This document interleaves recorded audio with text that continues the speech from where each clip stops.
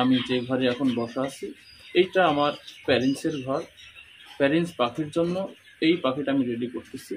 সম্ভবত 25-26 দিন বয়স হবে। যাই হোক, পাখিগুলা ভালো আছে আলহামদুলিল্লাহ। তবে আমি আগে ভিডিওতে দিয়েছি পাখিগুলার সর্দি কাশি ঠান্ডাটা আমি অনুভব করেছিলাম, বিধায় আমি এই পাখিকে ঠান্ডার ডোজ করাচ্ছি। এখনও কমপ্লিট হয় নাই, সম্ভবত আজকে 2 দিন পার হয়েছে, 2 দিন 2.5 দিন পার হয়েছে। আমি 3-5 দিন ব্যবহার করব। তবে এই মাঝামাঝি সময়ে অর্থাৎ 2.5 দিন হয়ে গেল, এই 2.5 দিনে আমার এই পাখিটা অনেক সুস্থ হয়ে গেছে।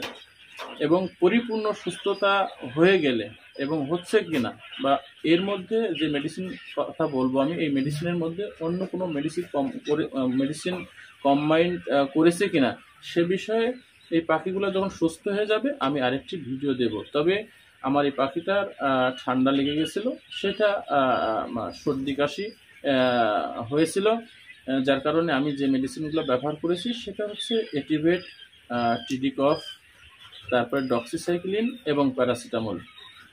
এই পাখিকে ব্যবহার করাইছি, ফলে পাখির এই 2.5 দিনে মানে অনেকটা সুস্থ হয়ে গেছে পাখি।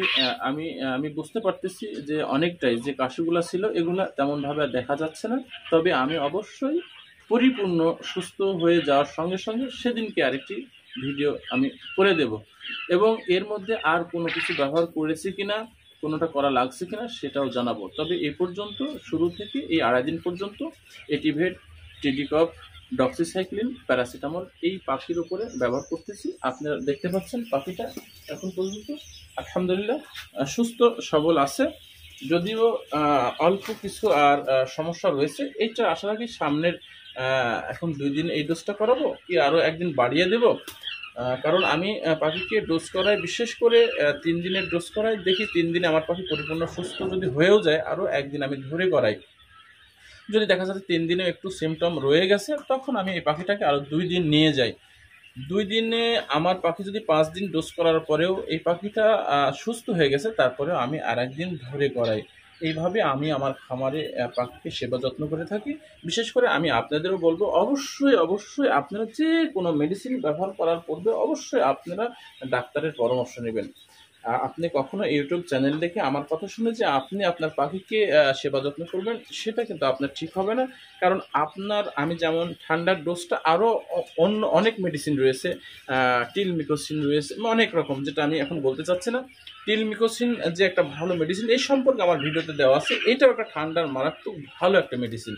তো আমি সেটা বলতেছি না, কিন্তু আমি যে ঠান্ডার ডোজটা এই পাখিকে করাইছি, আসলে আপনার পাখির সিমটমটা কেমন, বেশি হয়েছে না আরও কম হয়েছে, সেই বেশি কম দেখে ডাক্তার অথবা অভিজ্ঞ খামার আপনাকে বলে দিতে পারে যে আপনি এই মেডিসিনটা আপনি ঠান্ডার ডোজের জন্য করান।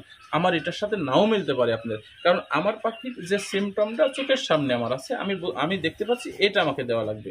অনেক সময় আমার খামারে টিলমিকোসিন, আপনার টিডিকপ, পালমোপিয়ার, ডক্সিসাইক্লিন, এরকম অ্যান্ড্রোফ্লোক্সাসিন, এরকম জায়গায় এমন হয় যে 7 ধরনের মেডিসিন দিয়ে ঠান্ডার ডোজ করাই আমি। তবে মেইন মেডিসিন একটাই থাকে, তার সাথে কম্বাইন্ড করে দিয়ে অন্যান্য মেডিসিন। তো এই যে আজকের যে মেডিসিনের কথা বললাম, টিডিকপ, এটিভেট, ডক্সিসাইক্লিন, প্যারাসিটামল, এটা আমার যে পাখিটা রয়েছে এই পাখির জন্য বললাম।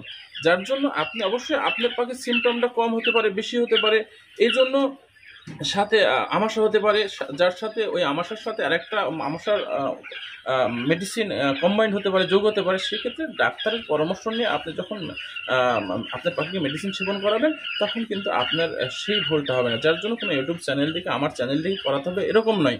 আপনি আমার কথাগুলো আপনি ডাক্তারের সাথে মেলাতে পারেন, কিন্তু করতে হবে এরকম না। তো যাই হোক, সর্বশ্রেষ্ঠ কথা হচ্ছে যে আপনি আপনার খামারের দিকে লক্ষ্য খেয়াল রাখবেন, পাখি ভালো থাকবে, সুস্থ থাকবে, আপনার খামার সুস্থ থাকবে, আপনিও ভালো সুস্থ থাকবেন। আসসালামু আলাইকুম ওয়া রাহমাতুল্লাহ।